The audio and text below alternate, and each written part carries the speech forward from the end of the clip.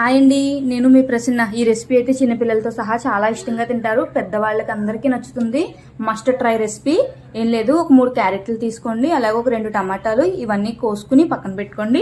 ఒక గిన్నెలో వాటర్ వేసుకోండి, అందులోనే కొద్దిగా మిరియాలు, ఈ పక్కన కోసుకుని పెట్టుకున్న క్యారెట్ టమాటాలు వేసుకుని బాగా ఉడకనివ్వండి. కొంచెం పలుకున్నా పర్వాలేదు.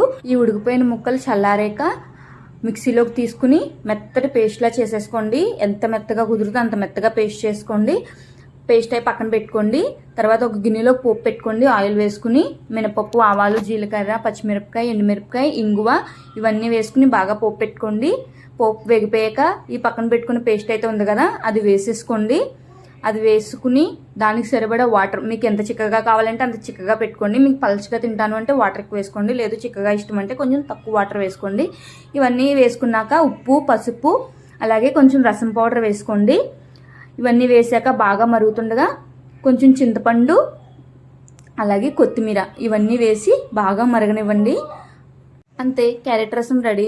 అయితే ఇది క్యారెట్ వేసాము అని చెప్పేదాకా తెలియదు ఇది క్యారెట్ రసం అని. అంత టేస్టీగా ఉంటుంది. నచ్చితే ఒక లైక్ చేసుకోండి, మన ఛానల్ సబ్స్క్రైబ్ చేయండి. ఉంటాను, బాయ్.